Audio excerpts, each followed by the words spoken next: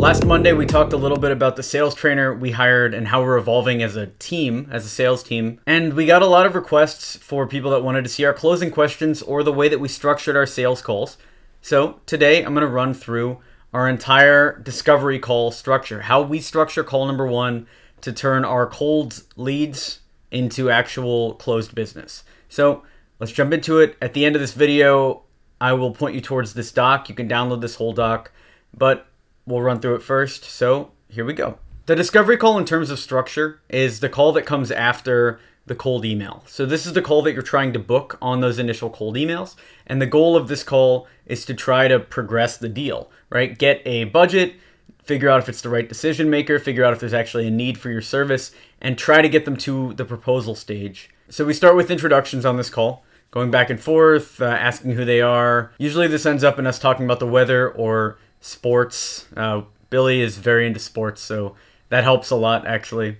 I'm not too into sports, so I don't usually talk about that. Then we move into our short value proposition, which is basically who our company is, what we do, all of that. If you watch the talk that I gave, it's like a 49-minute talk about the 4 strategies that brought in all these leads for our agency clients.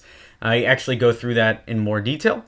And then we jump into the part that I really want to cover in this video, which are our discovery questions. So here are the discovery questions that we ask on our discovery calls. First, we start off by asking, can you tell me about your organization and your role within the company? This usually gets them talking. If they don't want to talk too much, we have some sub questions. So what's your main value proposition? Who are your customers? What type of products and services do you offer? What type of work do you personally oversee? Who are the other major players in the company? So we can ask some follow-up questions around there.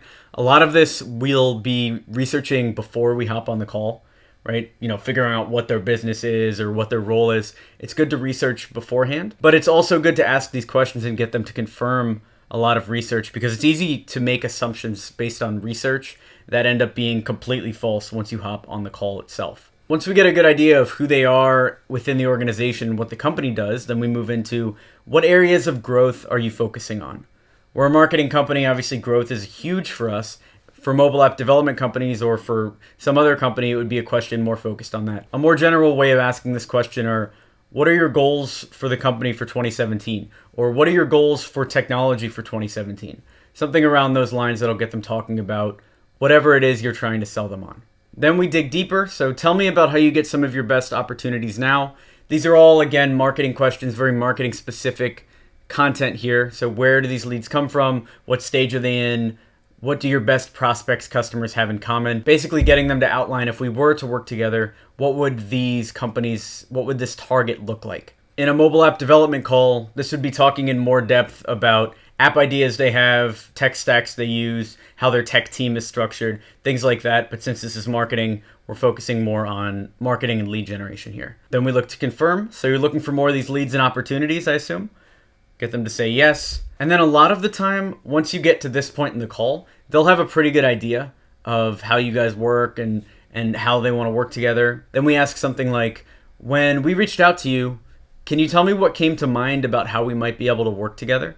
Or when you responded to the email I sent, can you tell me a little bit more about how you thought of us working together? Then we take all of the data from the previous part of the call and we retell our value proposition. For X27, it would be something like, if they're talking about the type of leads that they want or inbound or literally whatever it is, we'll restate something like that. So let's say they get most of their leads from inbound. We'll say something like, most of our agency clients also get most of their leads from inbound. What I found, though, is you can't really rely on inbound too much because it's a lot of luck, right? You can't really scale inbound channels without finding certain ways to grow and get new cornerstone clients. So that's where outbound comes in. So that's how we reframe. In the app development space, it might be, they point out that they build most of their stuff in PHP. And you could say something like, yeah, we've got a full suite of PHP developers. And one of the biggest issues we find when people are running a PHP team is, this, like whatever you do actually find, and then asking them to reconfirm that, right? Pointing out some issue that they might have based on your experience. Then we transition the call with a statement like this. So from what I'm hearing, it sounds like we might be a pretty good fit to work together. I'd love to actually share some examples of companies similar to yours that we've helped in the past. Does that sound good? And then if they say yes, you can move to the closing part of the call. We say something like, okay, so let's do this. I'm going to put together some materials that I'd like to share and review with you. And I'd like to work through a marketing overview strategy that we can both agree on. The goal is to take them from this initial discovery call where you get the budget and you identify the need to the next call where we're actually presenting solutions to them. Same with mobile app development. Same with web development and branding, UX, UI. I know there's this anti-spec work mindset that a lot of agencies have. The design team, the development team doesn't actually have to be brought in this phase. In my experience, the sales guy, if he's been working close with designers and developers, is usually able to get to this point by himself, or is usually able to at least come up with enough ideas by himself to get them here. So then we suggest setting up a screen share where we discuss our tactics and get their input, questions about each one so that we can come out with a specific plan. That way we both know exactly how we can potentially work together, ask them if it sounds good.